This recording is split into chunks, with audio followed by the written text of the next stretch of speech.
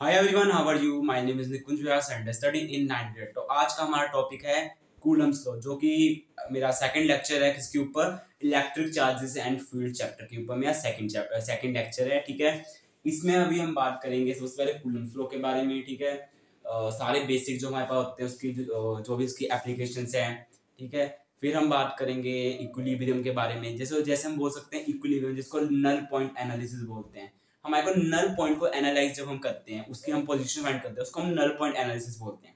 पर आज हम उसके ग्राफ्स नहीं करेंगे, वो हम इलेक्ट्रिक फील्ड होने के बाद ही हम करेंगे। ठीक है, तो ये सब होने के बाद फिर हमने क्या करना है, फिर हमने करना है, हमारे पास क्वेश्चंस में थोड़े बचे होंगे। ठीक है, क्वेश्चंस करेंगे। और एक हमारा वो टॉपिक आज हमारा है, वो वाला कौन सा था, मैं एक बार चेक कर देता हूँ, बिकॉज मैं लेक्चर प्लान बनाया हुआ है।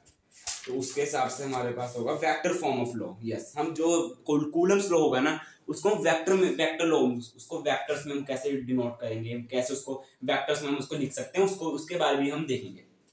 तो ठीक है, सो लेट्स स्टार्ट। तो Coulomb's law, so what is Coulomb's law? तो कूलम्स एक साइंटिस्ट हुए हैं, जहां तक मेरे को नाम याद है, अगस्टिन कूलम्स नाम था उनका, था है ना। उन्होंने कूलम्स लॉ दिया था, वो चार्जेस के बारे में था, है ना। ऑब्वियस सी बात, हम चार्जेस है चैप्टर में पढ़ रहे हैं। और ये जो पूरा लॉ है ना, और बल्कि अगर मैं आपको बताऊं तो पूरी इलेक्ट्रोस्टैटिक्स, जो भी हम जब चार्जेस को रेस्ट पे रखते हैं, ये सारी इलेक्ट्रोस्टैटिक्स आपको ग्रेविटेशन से सिमिलर लगेगी और आपको आसान लगेगी। अगर आपने ग्रेविटेशन चैप्टर पढ़ा हुआ है तो आपको ये काफी आसान टॉपिक लगेगा। पर अगर आपने ग्रेविटेशन नहीं पढ़ा, है ना, तो आप पहले इसको पढ़ लीजिए। बिकॉज अगर आपने ये पढ़ लिया ग्रेविटेशन, तो आपको और भी ज्यादा आसान लगेगा। बल्कि मैंने भी ऐसे किया था, पहले मैंने इलेक्ट्रोस्टैटिक्स पढ़ा, फिर मैंने ग्रेविटेशन पढ़ा। ठीक है, पर वो आसान लगा ग्रेविटेशन, बिकॉज थोड़ा सा टफ होता है चैप्टर, तो इसलिए वो थोड़ा आसान लगना शुरू हो जाता है। So let's start. तो कूलम्स लॉ, तो अगस्टिन कूलम ने अपना, जैसे फॉर एग्जांपल जैसे लॉ ऑफ ग्रेविटेशन है, आइजैक न्यूटन ने दिया था, सर आइजैक न्यूटन ने। वो एज एन बोल सकते हैं ऑब्जर्वेशन पर था, जब प्रोपोर्शनल हम लिखते थे कि उन्हें force is directly proportional to the sum of product of masses and inversely proportional to the square of radius या फिर डिस्टेंस। अब देखो, ये मैंने बोल दिया पॉइंट, ये मैंने बोल दिया एक चार्ज Q1 और यहाँ पर मैंने बोल दिया Q2। इनके बीच का डिस्टेंस है R। ठीक है, इनके बीच का डिस्टेंस कितना है? R। ठीक है, अब यहाँ पर मेरे को फोर्स फाइंड करनी है। जो यहाँ पर फोर्स लग रही होगी, अट्रैक्टिव भी हो सकती है और रिपल्सिव भी हो सकती है। जैसे होनी चाहिए उसको होगा। हम जनरल रिजल्ट निकालेंगे जैसे जैसे हम वैल्यू फिट करेंगे, फिजिक्स की मदद से हमारे खुद उसकी जो साइन कन्वेंशन के साथ हमारे को सारा कुछ मिलेगा। तो अब हमें करना है, यस, हमारे को फोर्स फाइंड करना है। तो कूलम्स ने बोला कि force is directly proportional to the product of charges and inversely proportional to the square of their distance between their distance. जितना भी डिस्टेंस होगा ना, उसका स्क्वायर जब हम करेंगे वो इसके प्रोपोर्शनल है। जब हम प्रोपोर्शनलिटी कांस्टेंट हटाएंगे, जब हम प्रोपोर्शनल कांस्टेंट हटाएंगे, सॉरी, ये जो साइन होगा इसको हम हटाएंगे, प्रोपोर्शनलिटी कांस्टेंट, तो हमारी वैल्यू क्या आएगी? जो कि कूलम्स लॉ के हिसाब से वैल्यू हमारे पास आने वाली है K Q1 Q2 bye R square. तो यहाँ K क्या है? Small k। ठीक है, ये एक चीज ध्यान रखना, जब भी आप इसको इस फॉर्म में लिखो ना, तो आपको यहाँ पे स्मॉल k लेना है। बिकॉज कैपिटल K नाम की एक और चीज आपको भी मैं बताने लगा हूँ थोड़ी देर में, उसके साथ कंफ्यूज नहीं होना आपको।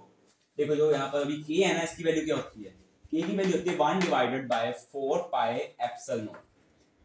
ये चीज है k की वैल्यू, ये है f की वैल्यू। आपको इसको इसमें फिर करना है, इसकी ओरिजिनल फोर्स की वैल्यू आ गई। ये 4 हमारे को पता है, पाई भी आपको पता ही होगा, है ना। और जो ये जो एप्सिलॉन नॉट है ना सिंबल, इसको बोलते हैं परमिटिविटी ऑफ एनी मीडियम। और ये है वैक्यूम के लिए स्पेसिफिक, मैं अगर बताऊं तो ये है फॉर वैक्यूम। ठीक है, ये है वैक्यूम के लिए। अगर कोई मीडियम हुआ तो उसके बारे में हम पढ़ने ही जा रहे हैं, इससे अगला टॉपिक वही है, अगर कोई मीडियम हुआ। पर उससे पहले कुछ इंपॉर्टेंट बातें मैं करना। मेरे पास चार्ज है Q1, एक है Q2। ठीक है, इनके बीच में लाइन जॉइनिंग द सेंटर होगी ना, यही वो लाइन होगी जिसके अलोंग फोर्स लग रहा होगा। या तो ऐसे लग रहा होगा या तो ऐसे लग रहा होगा। ठीक है, जो कि हम ग्रेविटेशन में बेसिक चीज है तो हमने पढ़ी हुई है। अगर हम नहीं पढ़ा तो अब यहाँ पढ़ लो, ग्रेविटेशन बहुत ज्यादा आसान हो जाएगा। ये लाइन जॉइनिंग से सेंटर होगी, इसके अलोंग लग रही होगी फोर्स। ठीक है, और यहाँ पे एक और लोग मैं आपको बताऊं तो, या फिर कोर्स मतलब बेसिक सी चीज अगर मैं आपको यहाँ पर बताऊं तो आपको यहाँ पर क्या है, एक और चीज आपको पता चलेगी कि जो फोर्स होगी ना, वो अगर मैं बोलूं रिपल्सिव है तो इधर को होंगी दोनों side. Because every action has an equal and opposite reaction. अब ये वाले जो चार्जेस के वो ये वाला फोर्स लगा रहा है, फोर्स ऑन 2 ड्यू टू 1, और ये भी दिखा रहा है फोर्स ऑन 1 ड्यू टू 2, यानी कि इक्वल एंड ऑपोजिट रिएक्शन, यानी कि फोर्स सेम है, ऑपोजिट रिएक्शन है, ये चीज। ठीक है, तो अब मैं बात करूंगा इसके बारे में। हाँ, एक चीज ध्यान रखना, जब भी आप इस वाले फॉर्मूले को लिखो ना, वैसे मैं आपको क्या रेकमेंड कर रहा हूँ, मैं आपको पर्सनली क्या रेकमेंड करूंगा, मैं ये रेकमेंड करूंगा कि के ना लिखें, आप ये पूरी वैल्यू डाल के करें Q1 Q2 divided by 4 pi epsilon nought r square. ऐसा क्यों? बिकॉज उसका रीजन ये है कि अगर आपने ये वाला के लिख दिया ना, कई बार आप कंफ्यूज हो जाएंगे उस कैपिटल के से, जो मैं आगे बात करने जा रहा हूँ। डाइलेक्ट्रिक कांस्टेंट सभी को बताइए, है ना, तो उसके आप कंफ्यूज हो जाएंगे। तो मैं आपको क्या रेकमेंड करूंगा पर्सनली, मैं आपको ये रेकमेंड करूंगा कि आप स्मॉल के की जगह पूरी वैल्यू लिख के करें। मैंने ऐसा क्यों लिखा, क्योंकि मैंने पर ऐसा क्यों लिखा, बिकॉज मैंने इसलिए आपको ऐसा इसलिए बताया, बल्कि मैं बताना भी चाहता है कि आप इसको स्मॉल के लिखें। मैंने इसको ऐसे बताया क्योंकि मेरे को कुछ अगर जो सम करेंगे उसमें बार बार मैं ये लिखना पड़ेगा, उससे अच्छा हम स्मॉल के ले लेते हैं। ठीक है, आप इसी को लिखिएगा, और यहाँ पर लैक ऑफ स्पेस भी है इसलिए। ठीक है, ये हमारा फॉर्मूला आ गया। अब ये बात ध्यान से सुनिए, एक ना कांस्टेंट है डाइलेक्ट्रिक कांस्टेंट। ठीक है, डाइलेक्ट्रिक कांस्टेंट, ये बात ध्यान से सुनना, क्या है डाइलेक्ट्रिक कांस्टेंट। अब ये डाइलेक्ट्रिक कांस्टेंट इसको हम डिनोट करते हैं कैपिटल के से। किससे डिनोट करते हैं? इसको हम डिनोट करते हैं कैपिटल के से, डाइलेक्ट्रिक कांस्टेंट। मैं इसको नाम लिख देता हूं, या फिर नीचे लिख देता हूं, डाइलेक्ट्रिक कांस्टेंट। बहुत इंपॉर्टेंट चीज है, क्वेश्चन सोल्व करने में बहुत ज्यादा हेल्प करेगी। ठीक है, तो ये था, ये तो बेसिक था, मैं आपको जो बताया। ठीक है, जो मैंने यहाँ पर डायग्राम बनाए थे, ये क्या है, देखो मैंने आपको बताया था, जो मैंने एप्सिलॉन नॉट लिखा है ना, परमिटिविटी। आप अभी इतना समझिए, परमिटिविटी क्या है, जितने भी चार्ज पार्टिकल होंगे ना किसी मीडियम में, उनके द्वारा ग्रांट की गई परमिशन अपने मीडियम से, कि हमारे को उस फोर्स को कम करना है, ज्यादा करना है, कैसे करना है, कैसे हमारे को उस फोर्स को कम करना है, ज्यादा करना है, अफेक्ट कैसे करना है फोर्स को। ये जो एप्सिलॉन नॉट है ना, यानी जो नॉट लगा होगा, आपको बताओगा नॉट क्या है ना, ये है फॉर वैक्यूम, फ्री स्पेस जिसको बोलते हैं। मैं फ्री स्पेस लिख रहा हूँ, ठीक है, बुक्स में ये लिखा होता है ज्यादातर, और वैसे वैक्यूम है, वैक्यूम है, सेम चीज है, free space vacuum. Free space क्यों लिखा होता है, उसका रीजन पीछे का पता क्या है, कि क्या पता वैक्यूम के लिए कोई और ऐसा मीडियम हो जहां पर उसकी वैल्यू सेम वही हो। ठीक है, हाँ, मैं आपको एक चीज आपको मैं भूल गया कि 1/4 पाई एप्सिलॉन नॉट, आप कई जगह इसको यूज करेंगे, कई जगह आप इसको यूज करेंगे। इसकी वैल्यू कितनी होती है, स्पेसिफिकली इस वैल्यू की बात कर रहा हूँ जिसमें एप्सिलॉन नॉट लगा है, फ्री स्पेस वाला, वैक्यूम वाला, उसकी वैल्यू होती है 9 मल्टीप्लाई बाय 10⁻⁹। अब वो जो हमारा फॉर्मूला रहा फोर्स का, उसके अगर हम किया जाए तो newton square, so newton metre square divided by coulombs का स्क्वायर, ये इसकी वैल्यू है, ध्यान रखिएगा इसका। एप्सिलॉन नॉट की वैल्यू क्या होती है, मैं यहाँ पे लिखा था, बिकॉज इसकी वैल्यू थोड़ी लंबी है तो मैं जरा याद इसको मैं किया नहीं अच्छी तरह। तो अगर मैं इसकी वैल्यू आपको बताऊं तो मैंने यहाँ पर लेक्चर प्लानर में बनाया हुआ, उसमें मैं शायद लिखी होगी यहाँ पर इसकी वैल्यू, पर अगर नहीं आपको बुक्स में मिल ही जाएगी वैसे तो।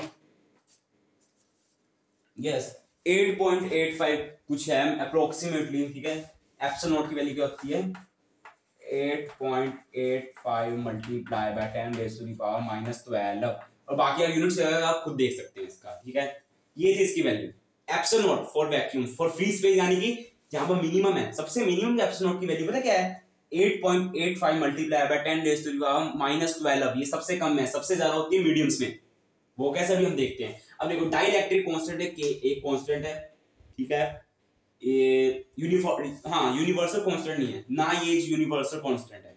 जी जो हम पढ़ते थे, जो ग्रेविटेशन में पढ़ा है, G(m1m2/r²), जी था यूनिवर्सल कांस्टेंट, ये यूनिवर्सल कांस्टेंट नहीं, मेरी बात ध्यान से सुनना, यूनिवर्सल कांस्टेंट ये भी नहीं होगा, बिकॉज ये अपने मीडियम पे डिपेंड कर रहे हैं, ये वैक्यूम पे डिपेंड कर रहा है, फ्री स्पेस मीडियम पर। 8.85 मल्टीप्लाई 10⁻⁻12 वेरी, ये वैल्यू डिफर करेगी असल में। देखो डाइलेक्ट्रिक कांस्टेंट के, इसकी वैल्यू क्या होती है, ठीक है, permittivity of medium divided by permittivity of vacuum. ठीक है, ये इसकी वैल्यू है, और इसकी वैल्यू ना हमेशा 1 से ज्यादा होगी, के इज ऑलवेज ग्रेटर देन 1। वो क्यों, बिकॉज सबसे कम वैल्यू यहाँ पे एप्सिलॉन नॉट, यानी कि सबसे कम वैल्यू परमिटिविटी की पता किसकी है, वैक्यूम की, सबसे कम इसकी ज्यादा होगी तो ऑब्वियसली 1 से ग्रेटर होगा।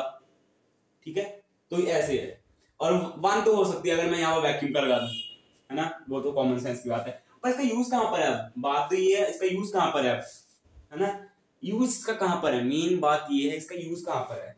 तो डस्टर कहाँ पर है, तो इसका यूज अगर मैं आपको बताऊं कहाँ पर है, कैसे है, क्यों है, देखते हैं। तो मैं इस सारी चीज को मैं इरेज कर देता हूँ। तो ये मैं थोड़ी देर के लिए मैं इरेज नहीं करता, अगर आपने लिखना आप लिख सकते हो। ये मैं एक बक्से में देता हूँ, ठीक है, इसको भी। वैसे मैं आपको इसका यूज बता देता हूँ। हमारे को पता है एफ की वैल्यू क्या है, इसको हम कूलम्स फोर्स बोल देते हैं या फिर इलेक्ट्रोस्टैटिक फोर्स बोल देते हैं। मैं कूलम्स फोर्स ही बोलना पसंद करता हूँ, ठीक है, बिकॉज हमारे को साइंटिस्ट को रिस्पेक्ट देनी चाहिए। तो कूलम्स फोर्स की वैल्यू हमारे को पता है। मैं यहाँ पर के नहीं लिखूंगा, के क्यों नहीं लिखूंगा, हम कंफ्यूज हो जाएंगे। मैं पर्सनली रेकमेंड करूंगा के ना लिखें, पर इजी कैलकुलेशन के लिए कई लोग देखते हैं, वो बिल्कुल जायज है। अगर आप समझ सकते हो आप लिखिए। तो Q1 Q2 बाय कितनी होती है वैल्यू कूलम्स फोर्स की, divided by 4 pi epsilon nought r square. अपन मैंने इसको किसी मीडियम में रखा है, मैंने दोनों चार्ज पार्टिकल्स को मैंने किसी मीडियम में रख दिया। मान लो पानी में रख दिया, एयर में रख दिया, कहीं भी रख दिया मैंने, पर वो वैक्यूम नहीं है। यानी कि इस वैल्यू को हमें चेंज करना पड़ेगा। एप्सिलॉन नॉट की जगह हमें एप्सिलॉन मीडियम लिखना पड़ेगा, एप्सिलॉन नॉट ऑफ मीडियम, यानी कि परमिटिविटी ऑफ मीडियम। वो कैसे निकालेंगे, यहाँ से देखो। अब मैंने यहाँ पर मीडियम की निकालनी है, multiplied by epsilon not times के टाइम्स एप्सिलॉन नॉट, ठीक है, सही लैंग्वेज में के टाइम्स एप्सिलॉन नॉट ऑफ, यानी कि वही मीडियम का हुआ। इसको अब मैं के को मैं यहाँ लिख दिया, के को मैंने लिख दिया यहाँ पर, यहाँ मैं एम निकाल लेता हूँ, पता चलता है मीडियम के लिए। अब देखो कूलम्स फोर्स फॉर मीडियम कितना आ गया, ये देखो इस चीज को गौर करो, इस चीज को कितना आया, ओल्ड फोर्स, यानी कि फोर्स इन वैक्यूम। तो force in vacuum divided by के, ये हमारे पास आती है वैल्यू कूलम्स, मतलब वही आप समझ जाइए कि मतलब जो के को डिवाइड करना होगा, के को डिवाइड करना पड़ेगा। और इसका मतलब आप एक और चीज समझिए, इससे अगर आप एक और चीज अगर समझें तो आपको पता चलेगा कि इसकी वैल्यू कम होगी वैक्यूम वाले, सबसे ज्यादा फोर्स वैक्यूम में लगा है, बिकॉज के की वैल्यू हमेशा किससे वहां से ज्यादा होगी, वहां से ज्यादा होगी ना, तो ये ज्यादा से ज्यादा इक्वल्स टू इसके आ जाएगा, पर इससे कम नहीं होगा, मतलब इससे ज्यादा नहीं होगी वैल्यू। हमेशा जो किसी मीडियम में फोर्स लगेगा ना, कूलम्स फोर्स, वो कम होगा वैक्यूम वाले से, सॉरी यस कम होगा, बिकॉज सबसे ज्यादा फोर्स लगता है वैक्यूम में, बिकॉज उसका सबसे ज्यादा उसका परमिटिविटी की वैल्यू सबसे ज्यादा उसी की है, यानी कि डाइलेक्ट्रिक कांस्टेंट जो है ना, डाइलेक्ट्रिक कांस्टेंट मिनिमम किसका है, मिनिमम है हमारे पास वैक्यूम का, ठीक है। आई होप कि आप इतनी बात समझ गए होंगे। तो अब मैं अगला टॉपिक देखता हूँ आपको क्या करना है, बिकॉज मैं यहाँ पर लेक्चर अपने बनाया, मैं आपको जैसे बताया भी था, ठीक है। वैसे तो नल पॉइंट प्रॉब्लम भी मैंने लेके आया था आज, तो ये सारा कुछ हो गया, ठीक है। अब हमारे को कुछ और भी करना है शायद, इंपॉर्टेंट पॉइंट्स भी हमने लिख लिए हैं, ठीक है। तो इतना ही बड़ा चल गया, मीडियम पर डिपेंड करता है जी। अब हमारे पास बचेगा वेक्टर फॉर्म ऑफ लॉ। अब मैं इसी लॉ को मैं वेक्टर्स में लिखने जा रहा हूँ, वेक्टर्स, यानी कि टफ चीज नहीं है ज्यादा। अगर आपने वेक्टर्स पढ़े आपको बहुत आसान लगेगा। मैं बेसिक्स यूज करने जा रहा हूँ वेक्टर्स का, बहुत ज्यादा बेसिक, जो कि हम बेसिक मैथमेटिक्स पढ़ते हैं ना फिजिक्स पढ़ने से पहले, उसका भी बहुत बेसिक पार्ट में लेने जा रहा हूँ, जो कि किसी को भी पता होगा, ठीक है, बहुत आसान होगा, ज्यादा टफ नहीं होने वाला, ठीक है। और हाँ मैं एक चीज बता दूं, जो हमारा ये कूलम्स फोर्स है ना, ये कंजर्वेटिव इन नेचर है, ये कंजर्वेटिव इन नेचर है, यानी कि ये पार्ट पर डिपेंड नहीं करती है, डिस्प्लेसमेंट पर डिपेंड करती है। आप चाहे इस पॉइंट से इधर किसी चार्ज को ऐसे ऐसे ले जाएं, सीधा लेके जाएं, या फिर घुमा के पूरी धरती का चक्कर लगा के लेके जाएं, सेम होगा, कंजर्वेटिव इन नेचर है, जो कि आपको वर्क पावर एनर्जी में आपको पता ही होगा, पढ़ा हुआ है सभी ने। अब है vector form of law, vector form of law, ठीक है। वेक्टर फॉर्म में लिख देता हूं, चौक पर बता देता हूं, वेक्टर फॉर्म ऑफ लॉ बहुत ज्यादा आसान है, अगर हमने बेसिक भी पढ़ा हुआ ना वेक्टर का, आराम से इसको कर लोगे, इतनी में गारंटी देता हूं। मैं कोऑर्डिनेट सिस्टम बना रहा हूं, बिकॉज वेक्टर में हमारे को उसकी जरूरत पड़ेगी। ये है कोई चार्ज Q1, ये है कोई चार्ज Q2, इसका पोजीशन वेक्टर कितना है R1, इसका पोजीशन वेक्टर कितना है R2, और इन दोनों के बीच में डिस्टेंस कितना है, अगर मैं ऐसे बोल दूं कितना होगा R1 माइनस R2, है ना, इतना ही होगा, वेक्टर में होगा, ऑब्वियस सी बात है, क्या वेक्टर में होगा, ये इसके बीच का डिस्टेंस होगा, डिस्प्लेसमेंट सॉरी, है ना, सेम ही चीज हुई यहाँ पर तो, है ना। तो ये इनके बीच का क्या होगा, डिस्प्लेसमेंट, ठीक है, हमारे को फोर्स निकालना है वेक्टर फॉर्म में। अब मैं आपको एक ना थोड़ा जैसे अगर आपने वेक्टर्स नहीं पढ़े हैं, है ना, जो कि आपको पढ़ने चाहिए, है ना, अगर आपको ये चैप्टर करना है, तो मैं आपको एक चीज बता देता हूँ, ठीक है, अभी के लिए, कि जो अगर मेरे पास कोई वेक्टर ए है ना, तो उसको मैं लिख सकता हूँ उसका मैग्नीट्यूड, ए वेक्टर का मैग्नीट्यूड यानी कि मॉड, हम वेक्टर नोट करते हैं, पता ही होगा, मल्टीप्लाई बाय ए क्या डायरेक्शन शो कर रहा है, यूनिट वेक्टर है, ठीक है, ओके, हम ऐसे इसको डिनोट कर सकते हैं किसी भी वेक्टर को। अब मेरे को फोर्स लिखना है, मैं फोर्स का मैग्नीट्यूड सबसे पहले लिखूंगा, फोर्स का मैग्नीट्यूड मैं इसको थोड़ा यहाँ पे ऐसे कर देता हूँ, इसको मैं, ये इंपॉर्टेंट है, ठीक है, अब इसको एक बार नजर मार लो, ठीक है।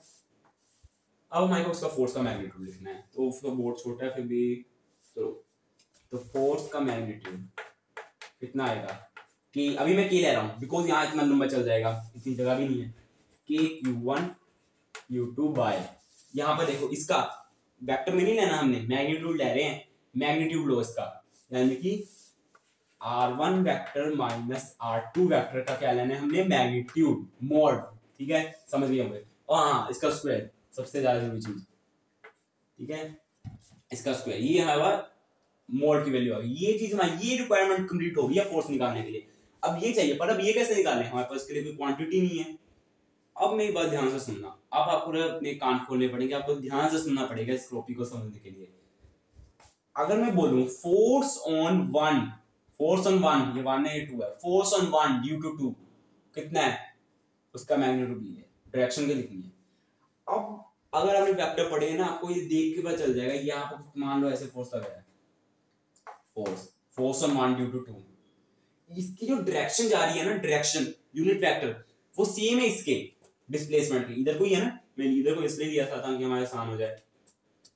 अब इसकी लिख देते हैं यूनिट वेक्टर, उसमें क्या बात है, दोनों की यूनिट वेक्टर सेम ही है, यूनिट वेक्टर का एक ही काम है, डायरेक्शन बताना, डायरेक्शन तो हम बता ही सकते हैं ऐसे, अगर हम अपना कॉमन सेंस लगाएं, है ना, तो कर देते हैं। तो फोर्स इसका हमारे को, ठीक है, ये आप समझ रहे होंगे मैं क्या लिखा है, इसका मैं कैप लिया हुआ है, आई कैप, जैसे I cap, J cap, K cap, उससे मैंने यहाँ एफ कैप लिया हुआ, यानी कि यूनिट वेक्टर है, फोर्स की डायरेक्शन शो कर रहा है, only 1 force on 1 due to 2, उसकी क्या मान करिए डायरेक्शन, मैंने यहाँ पर कैप लगा दिया है, एफ कैप, इसकी वैल्यू इक्वल्स टू होगी, इक्वल्स टू उसकी होगी आर कैप के। अब आर कैप कैसे निकालें, ये देखो, ये है ना, इसको डिवाइड कर दो, आर वेक्टर कितना है, ये R1 vector minus R2 vector, mod नहीं लेना, पहले देखो मैं इसको इधर ले गया ना, अब नीचे मैग्नीट्यूड आएगा, R1 vector minus R2 vector का मॉड, मैग्नीट्यूड, ठीक है, इसको ध्यान से आपको नोटिस करना है कि ये बात ध्यान रखना, यहाँ मैग्नीट्यूड आना है, मोड आना है, ऊपर वेक्टर। अब मैं क्या करूं, इन दोनों को मल्टीप्लाई कर दो, यहाँ पर ध्यान से देखना। अब देखो मैं हाउ मैं कैलकुलेशन कर रहा हूँ, यहाँ पर के Q1 Q2 तो ऐसे ही आ जाएगा, के की वैल्यू मेरे को पता है, ध्यान रखना, डाइलेक्ट्रिक कांस्टेंट नहीं है ये, मैं उसको डिनोट कर रहा हूँ मैं 1/4 पाई एप्सिलॉन नॉट को। अब देखो यहाँ पर क्यूब आ जाएगा, R1 माइनस R2 का मोड, उसका क्यूब, और ऊपर ये चीज आ जाएगी, मैं सीधा लिखने लगा हूँ, ठीक है। तो फोर्स वेक्टर हमारा कितना आ रहा है, ये कोई भी कंफ्यूज ना होए, तो Q1 Q2 divided by 4 pi epsilon not, ठीक है, एप्सिलॉन नॉट की जगह आपने, अगर आपको मीडियम के लिए आए तो आप लिख सकते हो डिवाइडेड बाय m, ठीक है, आपको बताइए। अब इसको अभी हम इसको जो करेंगे क्यूब आ जाएगा इसका, यानी कि मोड हमने लेना है R1 vector minus R2 vector का, और उसका हमने ले लेना है क्यूब, और इस सारे को हमने मल्टीप्लाई कर देना है इस वैल्यू से, R1 vector minus R2 vector, R1 vector minus R2 vector, ये हमारे पास टोटली हमारे पास आ जाएगा आंसर, फोर्स की हमारा वैल्यू वेक्टर फॉर्म में ये आ गई, ठीक है, बहुत आसान कैलकुलेशन थी, आई थिंक इसमें ज्यादा से ज्यादा 5 मिनट लगे होंगे, 5-6 मिनट लगे होंगे इस कैलकुलेशन में, ठीक है। तो ये थोड़ी इंपॉर्टेंट है, बोर्ड्स वगैरह में थोड़ी आ जाती हैं, तो अब इसको एक बार नजर मार लो, ठीक है। तो तब तक मैं अगला टॉपिक देखता हूँ मेरे को क्या करना है। तो सुपरपोजिशन प्रिंसिपल आपको करा देता हूँ, छोटी सी चीज है, ठीक है, सुपरपोजिशन प्रिंसिपल भी हम कर लेंगे अभी, हम नल पॉइंट प्रॉब्लम से कर लेते हैं, 2 की वाली प्रॉब्लम्स कर लेंगे, फिर हम लेक्चर खत्म करते हैं, ठीक है। सुपरपोजिशन प्रिंसिपल, यस, चलो करते हैं। तो ठीक है, आई होप आपने नोट कर लिया होगा। सुपरपोजिशन प्रिंसिपल कोई ज्यादा बड़ी चीज नहीं है, छोटी सी चीज है सुपरपोजिशन प्रिंसिपल, ठीक है, बस वेक्टर्स आने चाहिए आपको, ठीक है, वेक्टर्स आने चाहिए। सेम ग्रेविटेशन का मैंने आपको बोला सेम ग्रेविटेशन है, सेम वैसे ही नाम होंगे, आगे पोटेंशियल भी आना है, पोटेंशियल डिफरेंस भी आना है, सेम वही चीज है, आपको बस ध्यान से सुनना है।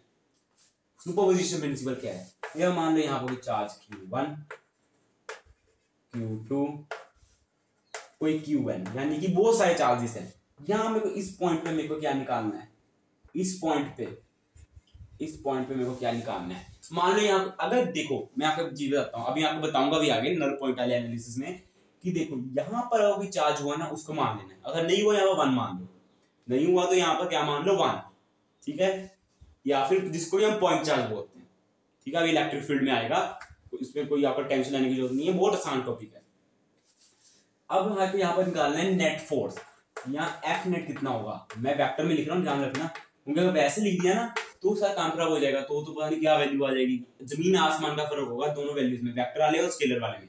तो एफ नेट कितना होगा, वो हो जाएगा force applied by 1 plus force applied by 2 and so on to force applied by N at, ये होगा वेक्टर वाला।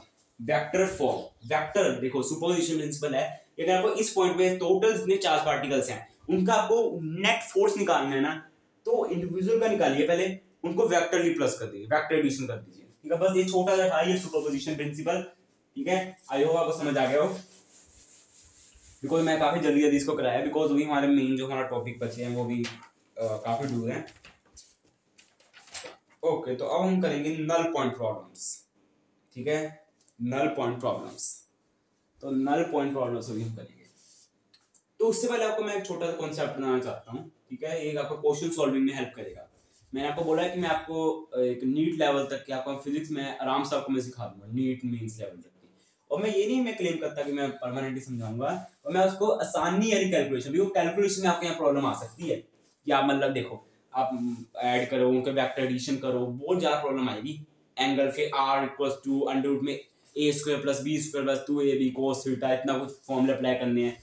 उससे अच्छा मैं मेथड बताता हूँ, उससे अच्छा आपको मेथड बताता हूँ।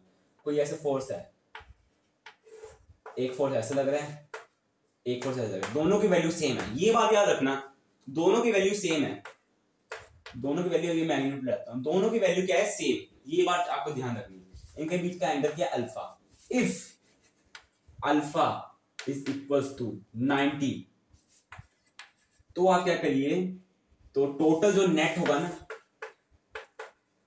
एफ नेट वेक्टर में होगा, ऑब्वियसली बात है, इनको वेक्टर में ले लो भी है ना, तो जो एफ नेट होगा ना वो इसके √2 टाइम्स होगा। ये हमने पाइथागोरस थ्योरम में देखा भी हुआ है, जब 90 होता है ना √2 आ जाता है जब वैल्यू सेम होती है, ठीक है। If alpha is equal to 60 degree, ये इंपॉर्टेंट है बिकॉज आप इसको आ जाएंगे थोड़े से एक आधे क्वेश्चन, बोर्ड्स में बात कर रहा हूं मैं, जेई में तो खैर यूज होगा बस एज एन छोटी कैलकुलेशन। नेट इसका आ जाएगा √3, इसमें √3 मल्टीप्लाई करना है आपको, आपका आंसर आएगा। ज्यादा मतलब वेक्टर लॉ मत करना, बिकॉज आपको पता है यहाँ पर हमें क्या लगता है, यहाँ पर हमारा बहुत बड़ा फॉर्मूला लग गया, एक r equals to r vector equals to under root में a square plus b square plus 2ab cos theta, कोई वेक्टर में करो ऐसे करो है ना, पूरा टफ हो जाएगा, ठीक है। अगर 0 हुआ तो आपको पता है तो 2 टाइम्स आ जाएगा, अगर 0 हुआ तो 2 टाइम्स आ जाएगा, अगर 180 हुआ तो 0, ये हमारा बेसिक पता है। If alpha is equals to 120 degree then f net is equals to f, simple, only f, कोई यहाँ टेंशन लेने की जरूरत नहीं है। आपको ये प्रूफ करना है, आप प्रूफ कर लीजिए, फॉर्मूला पता कौन सा लगाइए आप, r vector is equal to under root में, ठीक है, मैग्नीट्यूड में देता हूं, मैग्नीट्यूड आप फाइंड करिए इसका वेक्टर का f, ठीक है। कैसे फाइंड करना है, अपने f नेट फाइंड करना है ना, मैं आपको उसका फॉर्मूला दे देता हूं, अगर आपको भरोसा नहीं है आप इसको चेक कर सकते हैं, विद प्रूफ में आपको लिख के देता हूँ, ये बिल्कुल सही होगा बिकॉज मैंने खुद इसको अप्लाई किया हुआ है बहुत बार क्वेश्चन सॉल्व करते हुए। तो एफ नेट ना, एफ नेट निकालना, इसका मैग्नीट्यूड, मैग्नीट्यूड यहाँ पर मैग्नीट्यूड आप लिखना चाहे is equals to under root में F square plus F square, ठीक है, प्लस 2f cos अल्फा, ये फॉर्मूला अप्लाई कीजिए, अल्फा को 90 डालिए, ठीक है, 90 डालिए अल्फा की वैल्यू, 60 डालिए, 120 डालिए, 0 डालिए, 180, प्रूफ मिलेगा। और मैं आपको रेकमेंड भी करूंगा, आप करके देखिए। पता है क्यों? क्योंकि जो चीज आप खुद कैलकुलेट करके निकालोगे ना, उसके ऊपर आपको पूरा भरोसा होगा, और वो ज्यादा अच्छी तो होती भी है। और ये कॉन्सेप्ट भी एक हो गया छोटा सा वेक्टर्स का, आपका थोड़ा रिवीजन भी मैंने ऐसे करा लिया। हाँ, अब हमारे पास नल पॉइंट के क्वेश्चन है, ठीक है। नल पॉइंट, इसके ग्राफ भी होता है, वो इलेक्ट्रिक फील्ड में होता है इन रियलिटी, मैं बताऊं तो। वैसे बनाने को वैसे भी बना सकते हैं, इसका जो भी मैं निकालूंगा ना वैल्यू, वैसे भी निकाली जा सकती है, उसका ग्राफ खुद बना सकते हो आप, पर मैं ग्राफ उसके बनवाऊंगा पर इलेक्ट्रिक फील्ड के साथ, ठीक है। तो नल पॉइंट एनालिसिस एक बार कर लेते हैं, बहुत आसान सा टॉपिक है, ये आखिरी टॉपिक होगा, इस पे हम 2-3 क्वेश्चन करेंगे और फिर लेक्चर खत्म करेंगे, ठीक है। नल पॉइंट में क्वेश्चन की तरह करें या फिर तो सिंपल करते हैं। एक मतलब जनरलाइज रिजल्ट होगा, आपको पहले ही बता रहा हूँ मैं, आपको यहाँ पे एक जो क्वेश्चन करके दिखाऊंगा जनरलाइज रिजल्ट होगा, ठीक है। आपके साथ साथ कैलकुलेशन करूंगा। ये क्यू है, ये n टाइम्स क्यू है। अब मैंने n टाइम्स क्यू लिखा, ठीक है। मैंने यहाँ पर n टाइम्स क्यू क्यों लिखा, ये क्वेश्चन है। क्यों मैंने ऐसे लिखा n क्यू, मैंने ऐसा क्यों लिख दिया? अब देखो n की वैल्यू क्या होगी, n की वैल्यू मैं लिख देता हूँ। n की वैल्यू मेरे को लिखनी नहीं चाहिए, आपको खुद आनी चाहिए। n equals to 1 2 3 so on to n, या फिर इंफिनिटी। ये असल में रियल नंबर्स हैं, 1 2 3 4 5 6 7 8 9 10, ऐसे फ्रैक्शन में एक भी नहीं होगा। 1.5 नो, 0.5 नेवर, बिकॉज चार्ज को हम ब्रेक नहीं कर सकते। मेरी बात ध्यान से सुनना। आप बोलोगे प्रोटॉन को कर सकते हैं, पर हमारे सिलेबस में नहीं है इन रियलिटी, है ना। इलेक्ट्रॉन को नहीं कर सकते अभी तक हम, प्रोटॉन को कर सकते हैं क्वार्क्स में, पर उसका आपको चार्जेस नहीं पता, है ना। तो इसलिए अभी मैं आपको रेकमेंड नहीं करूंगा, अभी आप ऐसे ही करिए। हमारे को पॉइंट फाइंड करना है कोई जिसमें कि नेट फोर्स 0, ठीक है। बहुत आसान सा सम है। मैं बोल देता हूँ यहाँ पर, देखो अब ना आपको यहाँ थोड़ा दिमाग लगाना पड़ेगा। अगर मैं बोलूँ ये इसका सेंटर है, तो अगर मैं इसको सेंटर पे रख दूँ ना, ये ज्यादा फोर्स होगा इसके कंपैरेटिव पे, ये यहाँ पे एक्सेलरेट करना स्टार्ट कर देगा। अगर मैं इसको थोड़ा सा एक ऐसे पॉइंट पे रख दूँ ना कि इसके द्वारा अप्लाई किया गया फोर्स इसके द्वारा अप्लाई किया फोर्स के बराबर हो जाए, तो ये इक्विलिब्रियम पे आ जाएगा, ये रेस्ट पे देगा। हम वही करेंगे, मैंने बोला ये पॉइंट है इक्विलिब्रियम वाला, ठीक है। ये यहां से डिस्टेंस है x, हमारे को फाइंड करना है कि x की वैल्यू फाइंड करनी है इधर से, कि वहां पर f नेट 0 वाला है। ये बहुत ज्यादा आसान क्वेश्चन है, सच्ची बताऊं तो भी करते हैं इसको, साथ इसकी सारी कैलकुलेशन होगी, ठीक है। तो एक और मैसेज, तो वैसे मैं लिखूंगा अभी ये n is equal 0 1 2 so on to infinity, कोई भी फ्रैक्शन में नंबर नहीं आएगा, ठीक है। हाँ, अब मैं करता हूँ इसको सॉल्व। यहाँ फोर्स क्या लगेगा? हाँ, मैंने आपको बताया था, यहाँ पर मैं बोल देता हूँ, मान लो मैंने क्यू चार्ज ले लिया, उसका आपको केस करके दिखा दूंगा। वहां भी मान लो, क्योंकि यहाँ कोई चार्ज नहीं है, यूनिट चार्ज मान लो, यूनिट यानी कि बात, यूनिट चार्ज यहाँ पर मान लो, पॉइंट चार्ज, यूनिटरी चार्ज इसको बोल देते हैं कई बार इंग्लिश बुक्स में, वो मान लो, ठीक है। सॉल्व करता हूँ। यहाँ पर लगा होगा F1 F2, F1 equals to F2 होगा, ठीक है। F1 इक्वल्स हो जाएगा F1 के, तो मैं इसको सोल्व कर देता हूँ। तो F1 की वैल्यू कितनी है, यहाँ पर लग रहा है ना, तो अभी मैं इसको K ले रहा हूँ, ठीक है। K Q by x square simple is equals to K n Q by d minus x का स्क्वायर, d माइनस एक्स क्यों, ये x है तो d minus x, because total length x आ रही है। k से कैंसिल, q से कैंसिल, ठीक है। क्रॉस मल्टीप्लाई कर दो इनको क्रॉस मल्टीप्लाई भी कर दो। क्रॉस मल्टीप्लाई करने के बाद यहाँ पे क्या आएगा, तो d माइनस, नहीं 2 मिनट, यस 2 मिनट, अब यहाँ थोड़ा एक स्टेप में हम मिस कर गया शायद, वो वाला कर लेते हैं, इजी कैलकुलेशन होगी, ठीक है। हमारे क्या दिमाग में उड़ाना है कि कैसे इजी कैलकुलेशन हो सकती है, कैलकुलेशन लंबी चल जाती है ना, क्या होता है क्वाड्रेटिक, क्योंकि अगर हम इसको सिंपल सॉल्व करें ना, आइडेंटिटी खोलें, क्वाड्रेटिक में जाएगी, इतनी मैं गारंटी दे देता हूँ, क्योंकि मैंने सॉल्व करके दिया, देखा भी हुआ है, मे भी क्वाड्रेटिक में जाती है, पर इसका आसान मेथड भी करता हूँ।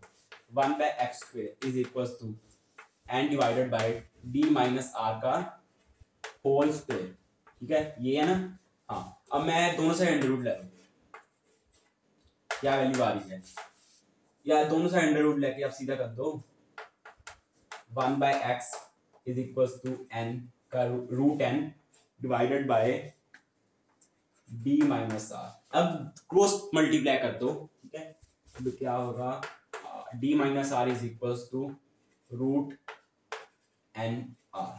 अब इसको इधर ले जाओ, इस साथ को इधर ले जाओ, ये प्लस हो जाएगा, यहाँ पर r कॉमन आएगा, तो यहाँ पर d is equal to root n plus 1 r common, इसको इधर ले जाओ, r की वैल्यू क्या आ गई है, d divided by root n plus 1। और ये जनरल रिजल्ट है, मैं आपको इतनी गारंटी देता हूँ, ठीक है। आप इसको वैल्यू फिल करके देखें और ऐसे भी सोल्व करके देखें, जनरल रिजल्ट हमारे पास आ चुका है।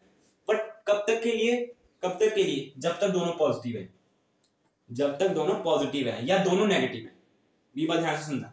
ये कब यूज होगा, whenever both have same polarity, whenever both the charges have same sign, यानी कि ये कब कब यूज होगा, जब पॉजिटिव पॉजिटिव होगा या नेगेटिव नेगेटिव होगा। अगर नेगेटिव पॉजिटिव हुआ तो अब इसको कोई बाहर निकालना पड़ेगा आपको, या इधर से बाहर जाएगा या इधर से, डिपेंड करता है। अगर मैं इसी को यहाँ नेगेटिव ले देता, मान लो नेगेटिव ले देता, तो यहाँ नहीं कहीं इधर होता, कहीं इधर होता, ठीक है।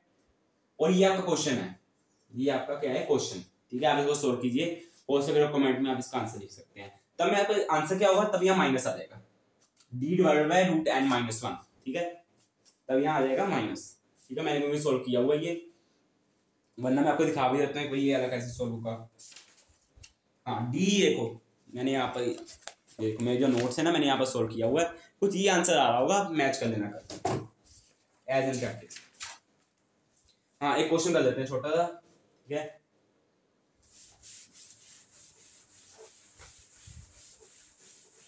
क्वेश्चन है छोटा सा, वो मैं आपको क्यों करा रहा हूँ, इतना छोटा सा क्वेश्चन जो भी होगा वो आप देख के जान जाओगे, छोटा क्वेश्चन मैं क्यों करा रहा हूँ, ताकि आपको एक माइंडसेट बन जाए कि आप थोड़ा स्मार्ट वर्क करना सीखें, ठीक है। मैंने बोला एक चार्ज है Q, एक और Q और one more Q, equilateral triangle के जैसे कॉर्नर नहीं होते वैसे एक है, ठीक है। इमेजिनरी इक्विलेटरल ट्रायंगल, इनके कॉर्नर्स पे मान लो पड़े हुए हैं L लेंथ, फाइंड करना है फोर्स ऑन एनी चार्ज।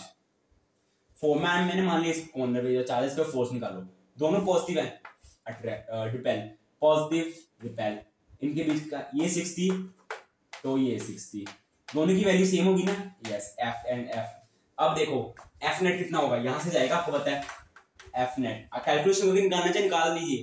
क्या आएगा, F net equals to F net vector का mod is equals to under root में f1 F F F square plus 2 into f into cos 60, ये आएगा। पर इसका मैं सीधा आंसर लिखने लगा हूँ, ठीक है, देख लीजिए कैसे मैं लिखा है। सीधा मैं आपको बताया था √3 करना है, 60 हो तो क्या करना है, √3, सिंपल स्टेप है। 60 है तो कर देना √3, कर देता हूँ मैं अभी, एफ नेट मैग्नीट्यूड निकालते हैं, ठीक है। पता तो है मेरे को, यहाँ पर आएगा, ये कितना आ जाएगा, √3 टाइम्स एफ, ठीक है, सिंपल। एफ की वैल्यू क्या होगी बताइए आपको, मैं फिर भी लिख देता हूँ, एफ √3 टाइम्स क्यू स्क्वायर, दोनों क्यू है तो क्यू इंटू क्यू यानी कि Q square divided by 4 pi epsilon not, देखो मैंने अभी ऐसे लिखा है, ठीक है, दो सम है ये, इंटू एल स्क्वायर, ये है, ठीक है। हाँ ये असल में है, या आप इसको ऐसे लिखने से लिख सकते हैं, √3/4 पाई epsilon not into Q by L का होल स्क्वायर, ठीक है। ये है, ये हमारे पास वैल्यू आ गई है, और यही वैल्यू है, बेफिक्र होकर इसको आप नोट कर सकते हैं। तो अब मैं एक क्वेश्चन कराऊंगा अभी, बहुत ज्यादा अच्छा क्वेश्चन है, ठीक है, मतलब बहुत ज्यादा भी नहीं, मतलब ठीक ठाक लेवल का क्वेश्चन है, क्योंकि उससे भी आजकल हाई लेवल क्वेश्चन है, ठीक है। जब ये क्वेश्चन मैंने किया था, मेरे को थोड़ा टफ लगा था, मैंने कर दिया था। क्वेश्चन कैसा भी मैं दिखा देता हूँ, यहाँ पर हुआ तो चेक करना पड़ेगा।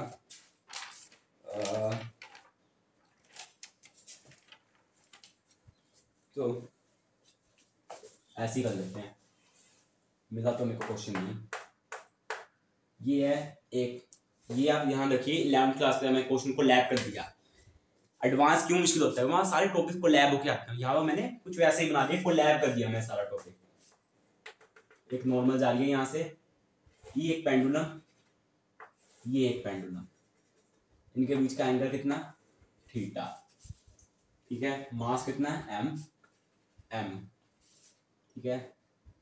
थीटा एंगल है, फाइंड कर दो कि कितना इसका, सॉरी ये चार्जेस हैं, पॉइंट चार्जेस हैं, ठीक है, चार्जेस, मैं अंदर को कर देता हूँ थोड़ा। ये दोनों इक्वल है, डिफरेंट रहना चाहिए वो भी ले सकते हैं आप, है ना, डिपेंड करता है ना कैसा वो करना है, क्योंकि केसेस तो बनते रहेंगे। अब फाइंड कीजिए कि ये एंगल कितना होना चाहिए अगर आपको, या फिर सिंपल इक्वेशन फाइंड कर लीजिए, इसकी इक्वेशन फाइंड करनी है, जो भी थीटा वगैरह होना चाहिए, थीटा होना चाहिए, उसमें क्यू चार्ज होना चाहिए, उसमें हम क्यू चार्ज फाइंड कर सकते कितना होना चाहिए, एंगल थीटा पता कर सकते, ऐसे मैं चीजें फाइंड करने एक रिजल्ट चाहिए, कैसे फाइंड करेंगे देखते हैं। मैं यहाँ पर कर देता हूँ, बहुत छोटा रिजल्ट है उसका, देखो क्लास 11 का वीडियो mg, दोनों साइड लेने की जरूरत नहीं है, दोनों साइड θ/2 θ/2 है, ठीक है। मैं एक साइड का देख रहा हूँ, मान लो इस साइड का देखा, यहाँ लग रहा होगा Fc कूलम्स फोर्स, बिकॉज दोनों पॉजिटिव है, याद रखना, इधर को भी लग रहा होगा कूलम्स फोर्स, इधर भी लग रहा होगा mg, यहाँ पर होगा टेंशन T, अगर ये वाला थीटा है तो मैथमेटिकली ये भी थीटा होगा, यहाँ पर आ जाएगा T cos थीटा, और यहाँ पर क्या आएगा T sin थीटा, इक्विलिब्रियम में है ना, सेम वहां पर भी ऐसा मैं बनाऊंगा नहीं, ठीक है। अब इनको इक्वेट करिए, T cos theta is equal to mg, equation number 1, ठीक है। अब ये अलग Fc is equal to T sin theta, equation number 2, equate कर, डिवाइड इक्वेशन 1/2,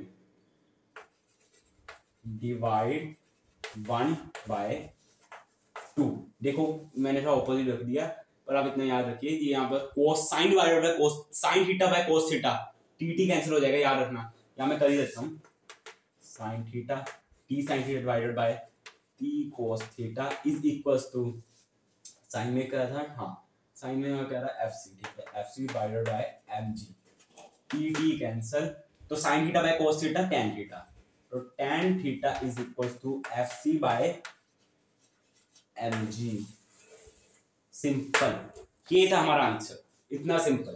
पर पूछा गया अकेला इलेक्ट्रोस्टैटिक्स नहीं, आपको यहाँ 11th क्लास का एनएलएम भी आना चाहिए, Newton laws of motion, FBD basic वगैरह। और मैंने आपको बोला था कि चैप्टर में सारे को पहले लेक्चर में मैंने बोला था कि आपका जो न्यूटन लॉज ऑफ मोशन है ना, वो बेस आपका पूरी फिजिक्स का 11th 12th की, आगे भी जाकर आप कोई भी चैप्टर की आपको एफबीडी बनानी पड़ेगी, नेट फोर्स निकालना पड़ेगा, एक्सेलरेशन निकालनी पड़ेगी, ये बेसिक है एनएलएम एफबीडी वगैरह, यहाँ पर यूज हुआ है ना। ये कौन सा बहुत बड़ा कोई एनएलएम का क्वेश्चन था, ये तो था इलेक्ट्रोस्टैटिक्स का, है ना, तो क्वेश्चन आसान था पर मैं मिक्स करके डाल दिया इसलिए मुश्किल हो सकता था। तो आगे अगर मैं देखूं तो आज के लिए वैसे इतना है, ठीक है। और मैं एक और टॉपिक छोटा कराना चाहता हूँ, वो है इलेक्ट्रोस्कोप, ठीक है। यहाँ पर शायद मैं डायग्राम आपको दिखा देते हैं, पर कैसा होता है शायद यहाँ पर बना होगा, क्योंकि मैं ये पुरानी कॉपी है तो शायद इसमें बना होगा मेरे पास उसका डायग्राम। यस मेरे पास इलेक्ट्रोस्कोप का मेरे पास डायग्राम बना हुआ है, तो आप देख सकते हैं कुछ इस टाइप का इसका डायग्राम होगा, ठीक है।